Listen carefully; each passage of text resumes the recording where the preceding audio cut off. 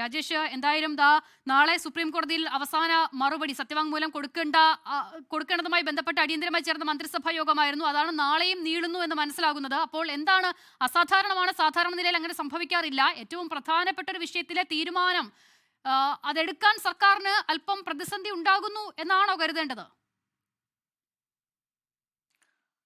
എൻ്റെ പേര് രാജേഷ് ചെറുപ്പാടെന്നാണ്, ചിറക്കൽ എന്നല്ല.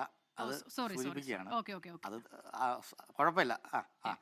അപ്പോൾ ഞാൻ ഈ ചർച്ചയുടെ തുടക്കത്തിൽ തന്നെ പറഞ്ഞൊരു കാര്യമുണ്ടല്ലോ, എല്ലാ വാർത്താ ചാനലുകളും ഇന്ന് ഈ വിഷയം ഉയർന്നു വന്നതിന് ശേഷം എല്ലാവരും ഒരേ സ്വരത്തിൽ യു ടേൺ എന്ന് പറയുന്ന വാക്ക് ഉപയോഗിച്ചുകൊണ്ട് ഒരേ സ്വരത്തിലാണ് എയർ ചെയ്തത് അല്ലേ?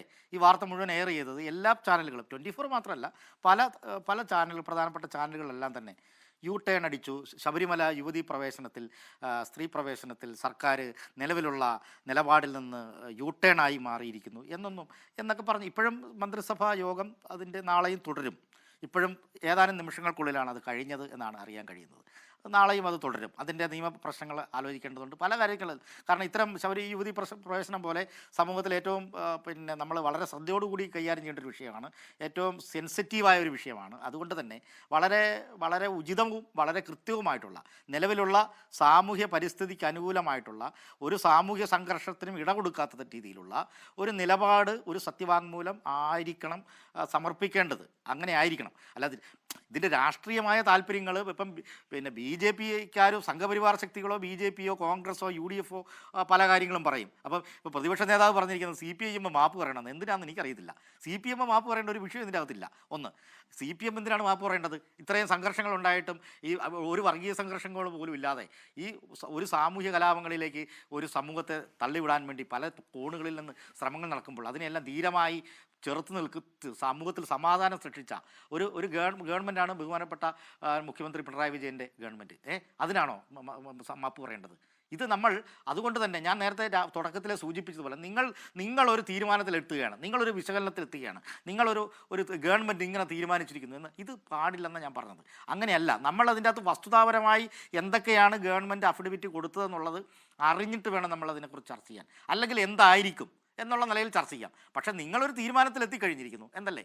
നിങ്ങളൊരു തീരുമാനത്തിലെത്തി, അതാ ഗവൺമെൻറ് ഇതാ മാറാൻ പോകുന്നു. ഗവൺമെൻറ് നേരത്തെ പറഞ്ഞതിൽ നിന്നും വ്യത്യസ്തമായിട്ട് ഗവൺമെൻറ് എന്തോ ഒരു നിലപാടെടുക്കുന്നു. CPIM എന്ന് പറയുന്ന പാർട്ടിയോ LDFും അതാ ഘടകവിരുദ്ധമായിട്ടുള്ള നേരത്തെയുള്ള നിലപാടിൽ നിന്ന് വ്യത്യസ്തമായ നിലപാടെടുക്കുന്നു എന്നൊക്കെയല്ലേ നിങ്ങൾ നറേറ്റ് ചെയ്ത്. അല്ല, യുവതീ പ്രവേശനത്തിൽ ഉറച്ചു നിൽക്കുന്നുവെന്ന് നിലവിൽ ആർജവത്തോടെ പറയാൻ ഒരു CPM നേതാവിനും കഴിഞ്ഞിട്ടില്ല. ശ്രീ രാജേഷ് ചെറുപ്പാട്, അതാണല്ലോ നമ്മുടെ മുന്നിലുള്ള വസ്തുത. നിയമമന്ത്രി P. രാജീവ് മാധ്യമങ്ങളെ കണ്ടില്ലേ? അദ്ദേഹത്തോട് ആവർത്തിച്ച് ചോദിച്ചില്ലേ? അദ്ദേഹം പറഞ്ഞോ? ഇല്ലല്ലോ. ആകെ നമ്മുടെ മുന്നിൽ എന്താണ് ഉള്ളത്? NSSന്റെ ജനറൽ സെക്രട്ടറി വന്ന് പറയുകയാണ്, യുവതീ പ്രവേശന നിലപാടിൽ നിന്നും സർക്കാർ പിന്നോട്ട് പോകും. എങ്ങനെയാണ് അവർക്ക് ഉറപ്പ് കിട്ടിയത്? അത് പറയൂ താങ്കൾ. അതിനെ തുടർന്നാണല്ലോ CPMന്റെ എല്ലാ നേതാക്കളോടും ഈ ചോദ്യം ആവർത്തിച്ച് ചോദിക്കുന്നത്. ആരെങ്കിലും ഒരാൾ പറഞ്ഞോ? നിയമമന്ത്രി പറഞ്ഞോ ഞങ്ങൾ ആ നിലപാടിൽ ഉറച്ചു നിൽക്കുന്നു, യുവതികൾ വരട്ടെ? ആരും പറഞ്ഞില്ല. എന്തുകൊണ്ട് പറയാൻ സാധിക്കുന്നില്ല? അല്ല, ഇത് ഞാൻ പറഞ്ഞില്ല, ഇതൊരു യെസ് ഓർ നോ ക്വസ്റ്റ്യൻ അല്ല. അതാണ് നിങ്ങൾ ആദ്യം മനസ്സിലാക്കേണ്ടത്. നിങ്ങൾ യുവതീ പ്രവേശനത്തിന് എന്താണ് നിലപാടെന്ന് പറഞ്ഞു, യെസ് ഓർ നോ. മുമ്പേ അങ്ങനെ ആയിരുന്നില്ല, അങ്ങനെയല്ല അതിനെ കാണുന്നത്. ഞാൻ ഇത്രയും നേരം വിശദീകരിക്കാൻ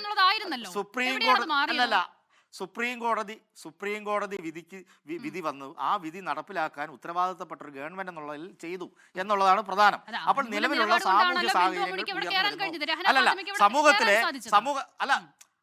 അല്ലല്ല ഞാൻ പറയട്ടെ, സമൂഹത്തിലെ വർഗീയ ശക്തികൾ, സമൂഹത്തിലെ പിന്നോട്ട് നയിക്കുന്ന പല ശക്തികൾ, ഫ്യൂഡൽ ശക്തികൾ, ഇടതുപക്ഷ വിരുദ്ധമായ നിലപാട് സ്വീകരിക്കുന്ന അതുകൊണ്ട് രാഷ്ട്രീയ ലക്ഷ്യങ്ങൾ നേടാനിരിക്കുന്നവർ, ഇത്തരത്തിലുള്ള ആളുകൾ ഈ വിഷയത്തെ ഒരു സുവർണാവസരമായി കണ്ട് ഇടപെടുന്ന ഒരു സാമൂഹ്യ സാഹചര്യം എന്ന് പറയുന്നത് ചരിത്രമാണ്. ആ ചരിത്രത്തെ എത്ര കൃത്യതയും എത്ര അവധാനതയോടുകൂടിയാണ് ഈ ഗവൺമെൻറ് നേരിട്ടത്, അതല്ലേ നമ്മൾ മനസ്സിലാക്കേണ്ടത്. അല്ലാതെ ഇതൊരു യെസ് ഓർ നോ ക്വസ്റ്റ്യൻ്റെ പ്രശ്നമല്ല. അതുകൊണ്ടാണ് ചർച്ചകൾ ചെയ്ത് നിലവിലുള്ള സാമൂഹ്യ അവസ്ഥയെയും സാമൂഹ്യ സാഹചര്യത്തെയും മനസ്സിലാക്കിക്കൊണ്ട് വളരെ ഉചിതമായ ഒരു തീരുമാനം ഗവൺമെന്റ് കൈക്കൊള്ളും എന്നാണ് ഞാൻ പ്രതീക്ഷിക്കുന്നത്.